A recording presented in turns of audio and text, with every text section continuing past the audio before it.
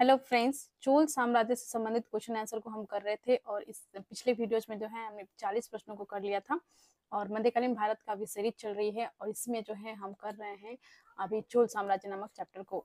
तो यदि आप भी किसी कॉम्पिटिटिव एग्जामिनेशन की तैयारी करते हैं तो लूसेंट बुक को इस चैनल पर अभी कवर किया जा रहा है, जो कि आपके लिए बहुत ही इंपॉर्टेंट बुक है और इससे संबंधित जितने भी वीडियोज बनेंगे वो जो है सभी बहुत सारे वीडियोज ऑलरेडी अपलोड हो चुके हैं। लूसेंट फॉर ऑल एग्जाम नामक प्लेलिस्ट अवेलेबल कर दिया गया है इसी चैनल पर और आगे भी बहुत सारे वीडियोज अपलोड होने वाले हैं।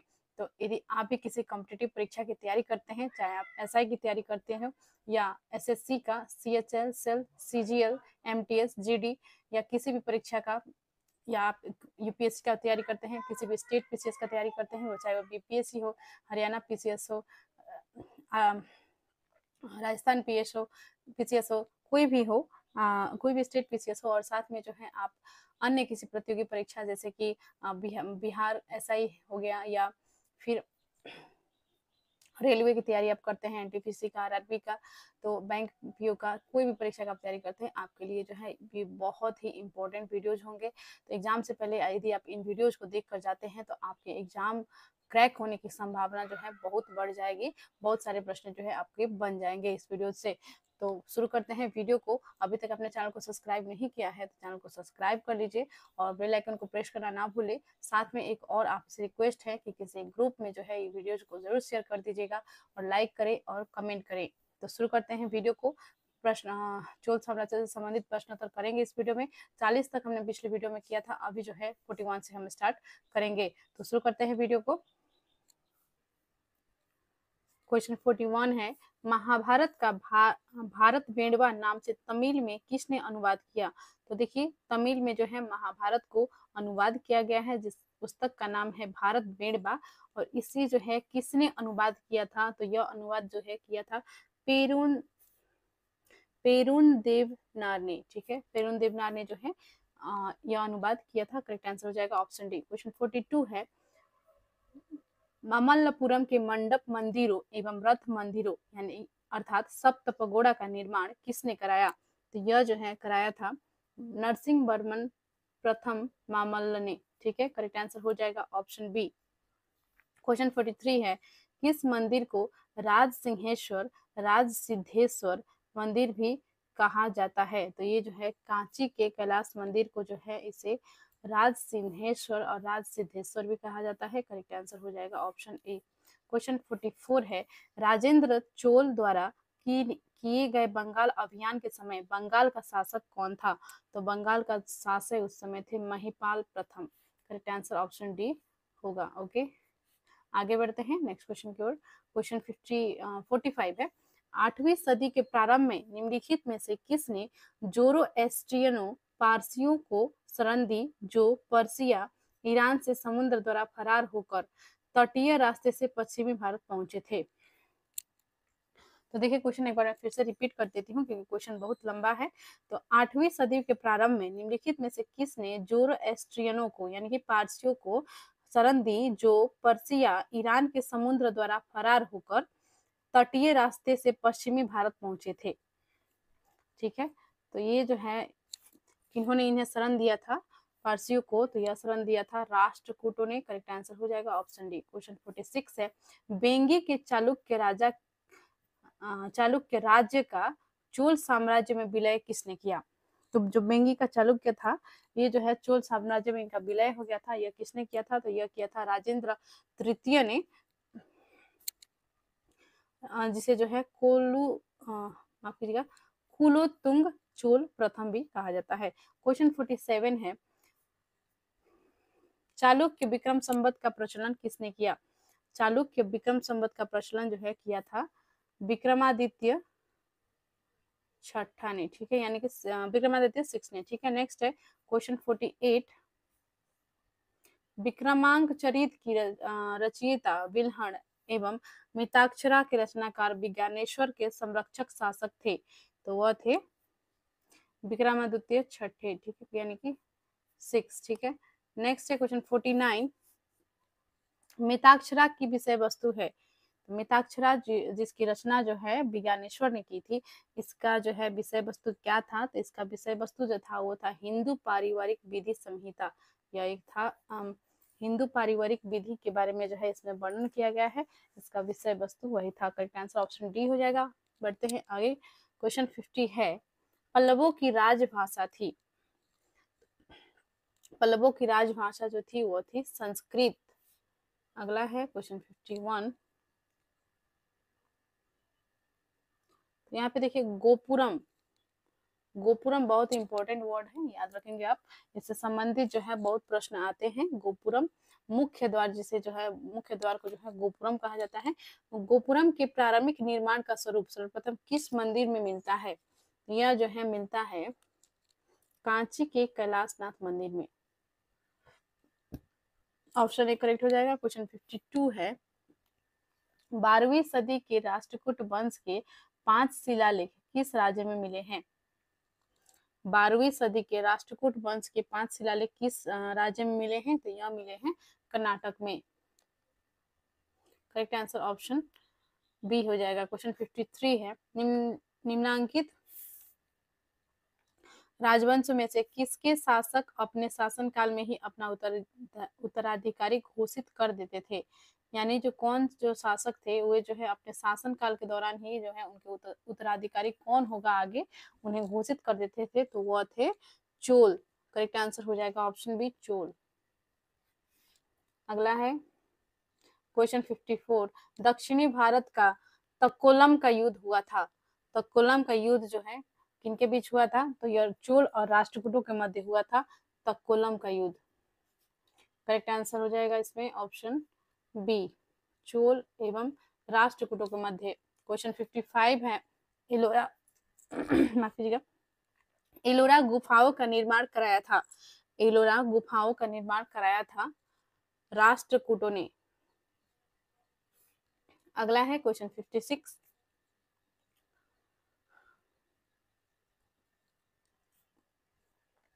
तो देखिए क्वेश्चन 56 है, द्रविड़ शैली के मंदिरों में गोपुरम से तात्पर्य है। मैंने अभी अभी कहा था ये गोपुरम शब्द जो है बहुत इंपॉर्टेंट शब्द है, इसे ध्यान रखेंगे। तो देखिए क्या है गोपुरम से तात्पर्य क्या होता है? तो द्रविड़ शैली में जो मंदिर होते हैं वहां पे गोपुरम बनाया गया रहता है। तो ये क्या होता है? तो तोरण के ऊपर बने अलंकृत एवं बहुमंजिला भवन जो होते हैं उसी को जो है गोपुरम कहा जाता है। करेक्ट आंसर हो जाएगा ऑप्शन डी।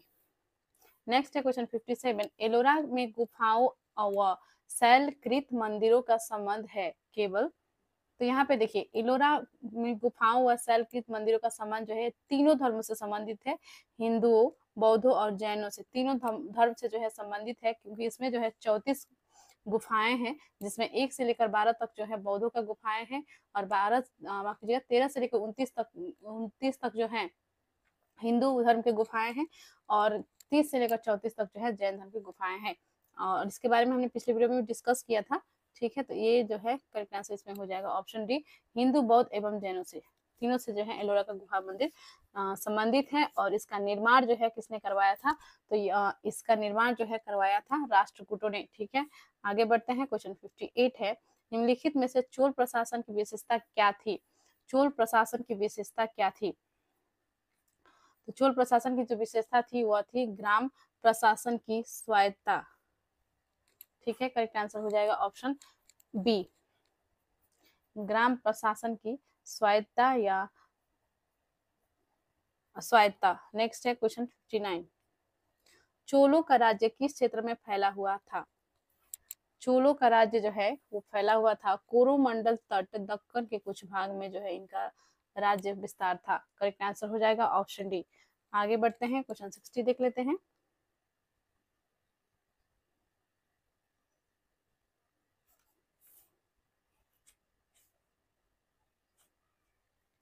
चोल शासकों को के समय बनी हुई प्रतिमाओं में सबसे अधिक विख्यात हुई, तो कौन सा जो प्रतिमा थी जो सबसे अधिक विख्यात हुई थी?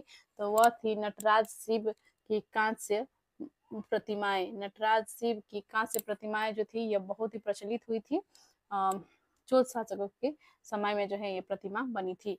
क्वेश्चन 61 है, चोल युग प्रसिद्ध था निम्न के लिए। तो चोल युग जो है प्रसिद्ध था, अभी हमने ये प्रश्न किया था ग्रामीण सभाओं के लिए। करेक्ट आंसर हो जाएगा ऑप्शन बी। क्वेश्चन 62 है, किस राष्ट्रकूट शासक ने रामेश्वरम में विजय स्तंभ एवं देवालय की स्थापना की थी? तो यह जो है किया था कृष्ण तृतीय ने। करेक्ट आंसर हो जाएगा ऑप्शन सी।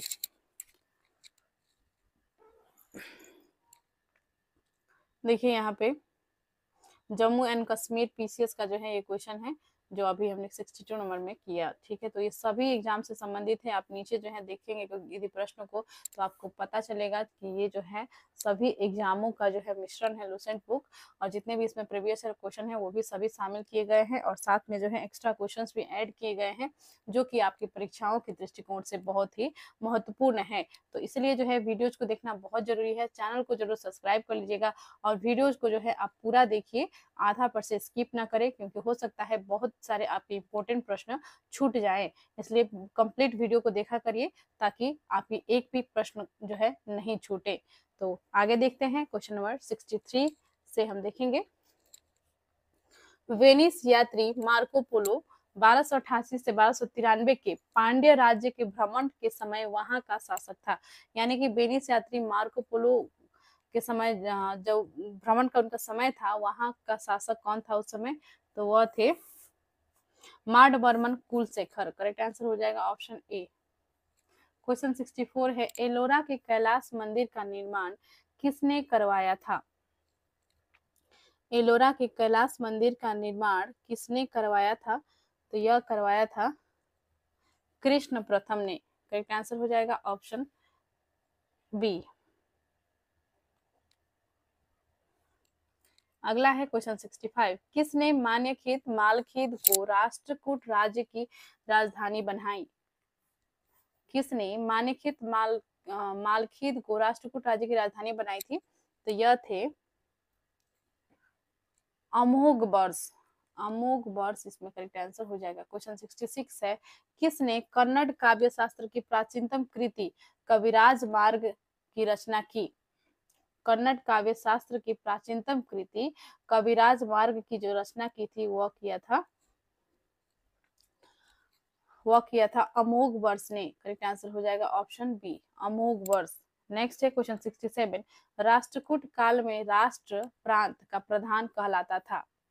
राष्ट्रकूट काल में राष्ट्र यानी कि प्रधान का प्रांत का प्रधान क्या कहलाता था? तो यह राष्ट्रकूट काल के स्पेसिफिक पूछा गया है, तो इसलिए जो है इसका करेक्ट आंसर हो जाएगा राष्ट्रपति। हमने पिछले क्वेश्चन में जो किया था उसमें हमने राष्ट्रिक जो है मैच किया था, जो मिलान वाला क्वेश्चन था उसमें हमने किया था, लेकिन इसमें जो है हो सकता है आप कंफ्यूज होंगे कि इसमें जो है राष्ट्रपति क्यों आप कह रही है। तो यहाँ पे देखिए ये राष्ट्रकूट काल की स्पेसिफिक पूछा गया है, इसी कारण से जो है इसमें इस टाइम में जो है राष्ट्रपति कहा जाता था। जो राष्ट्र के प्रधान होते थे, प्रांत के प्रधान होते थे, उन्हें राष्ट्रपति कहा जाता था। करेक्ट आंसर ऑप्शन ए होगा। नेक्स्ट है क्वेश्चन 68, किस राजवंश का काल कन्नड़ साहित्य की उत्पत्ति का काल माना जाता है? किस राजवंश का काल कन्नड़ साहित्य का की उत्पत्ति का काल माना जाता है? तो यह जो है आपका राष्ट्रकूट का जो काल था, इसे जो है इसमें जो है कन्नड़ साहित्य की उत्पत्ति हुई थी और इसमें जो है बहुत प्रोग्रेस हुआ था, इसलिए करेक्ट आंसर हो जाएगा ऑप्शन बी, राष्ट्रकूट। नेक्स्ट है क्वेश्चन 69, राष्ट्रकूट कालीन कन्नड़ साहित्य के त्रिरत्न में शामिल नहीं था। तो देखिए जो राष्ट्रकूट कालीन कन्नड़ साहित्य के त्रिरत्न में शामिल नहीं था, वो था सायण, पंप, पुन और रत्न जो है शामिल थे। ये जो है तीनों जो है इनके लेखक थे, बहुत सारे इन्होंने साहित्य की रचना की थी, ग्रंथ की रचना की थी। तो करेक्ट आंसर जो होगा इसमें हो जाएगा, नहीं पूछा गया है तो सायण हो जाएगा। ठीक है, नेक्स्ट है क्वेश्चन 70। तो देखिए सूची 1 में जो है ग्रंथकार दिए गए हैं, सूची 2 में ग्रंथ दिए गए हैं, इन्हें जो है मिलान करनी है तो कर लेते हैं। करेक्ट आंसर देख लेते हैं इसका,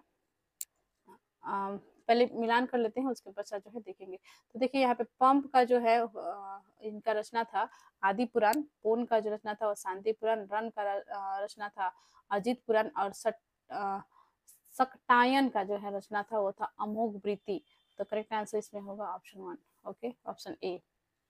आगे बढ़ते हैं क्वेश्चन 71 में, राष्ट्रकूट कालीन स्थापत्य कला के नमूने मिलते हैं। तो देखिए ये जो है एलोरा में भी मिलता है और एलिफेंटा में भी मिलता है। तो करेक्ट आंसर इसमें हो जाएगा एलोरा एलिफेंटा दोनों, यानी कि ए और बी, सी में दिया गया है दोनों। करेक्ट आंसर ऑप्शन सी हो जाएगा। क्वेश्चन 72 है रावण की खाई, दशावतार, कैलाश गुहा मंदिर आदि मिलते हैं। तो यह कहाँ मिलते हैं? यह मिलते हैं एलोरा में। क्वेश्चन 73 है बंबई से 6 मील दूर धारापुरी धारा नगरी में स्थित गुफाएं कौन है? तो यह जो गुफाएं हैं वह है एलिफेंटा।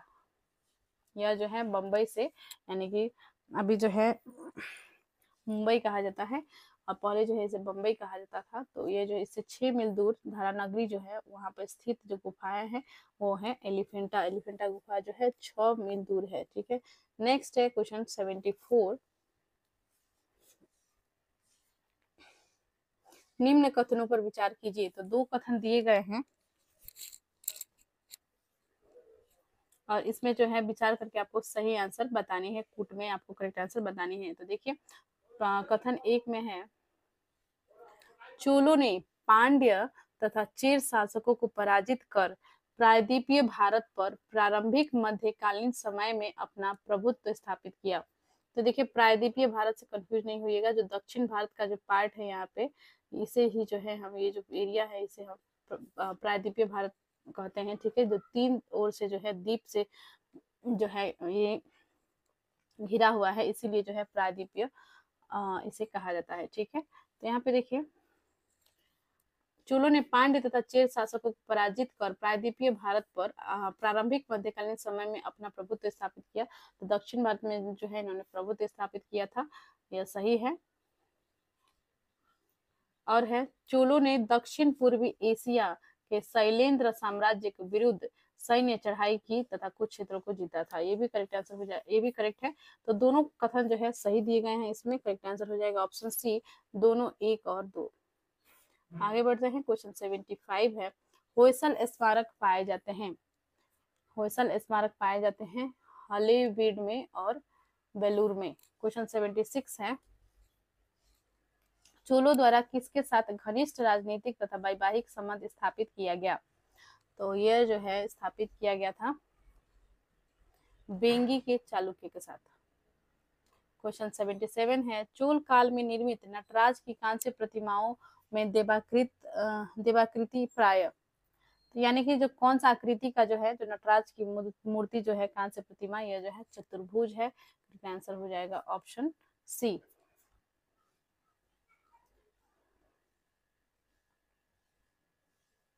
क्वेश्चन 78 है 9वीं शताब्दी ईस्वी में निम्नलिखित में से किसके द्वारा चोल साम्राज्य की नींव डाली गई? चोल साम्राज्य की नींव जो है कब डाली गई थी? तो यह जो है किसके द्वारा डाली गई थी? ये डाली गई थी विजयालय द्वारा। ठीक है, नेक्स्ट है क्वेश्चन 79। थोड़ा सा इसे जूम कर लेते हैं। ठीक है, क्वेश्चन 79 है सुगंध वृत्त या अर्थात करों को हटाने वाला की उपाधि किस चोल शासक ने धारण की? तो यह जो है धारण किया था राजेंद्र तृतीय ने, कुलोत्तुंग चोल प्रथम ने। ठीक है, नेक्स्ट है क्वेश्चन 80 में जो है सुमेलित करने के लिए दिया गया है और हम जो है सूची 1 में जो है ग्रंथ दिए गए हैं, सूची 2 में ग्रंथकार दिए गए हैं, इसे हम सुमेलित कर लेते हैं। तो देखिए यहाँ पे पेरियर पुराणम, इसका जो है ग्रंथकार थे वो थे सेक्किलार। वीर सोलियम इसका बुद्ध मित्र थे और कलिंग तुप्परणी इसके जो है ग्रंथकार थे जय गोंदन। ठीक है, तो इसका जो है करेक्ट आंसर इसमें हो जाएगा ऑप्शन ए। तो देखिए इस वीडियो में भी हमने 40 प्रश्नों को कर लिया है और नेक्स्ट वीडियो में जो है जो बचे हुए इस चैप्टर के प्रश्न हैं उन सभी प्रश्नों को हम कवर कर लेंगे। 3 पार्ट में जो है इस चैप्टर को हम कंप्लीट करने वाले हैं, क्योंकि वीडियो बहुत लंबी हो जाती है। इसी कारण से जो है हम छोटे छोटे वीडियोज में जो है वीडियोज बना रहे हैं ताकि आपको पढ़ने में जो है आसानी हो और आपको जो है पढ़ाई बोझ नहीं लगे, आसानी से जो है आप बहुत सारे प्रश्नों को याद कर ले और आप जो है परीक्षा में सफल हो। इसी के लिए जो है हम इस तरह से छोटे छोटे वीडियोज आपके लिए बना रहे हैं।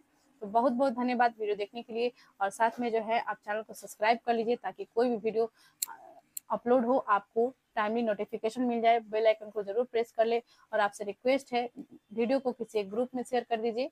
धन्यवाद, मिलते हैं नेक्स्ट वीडियो में।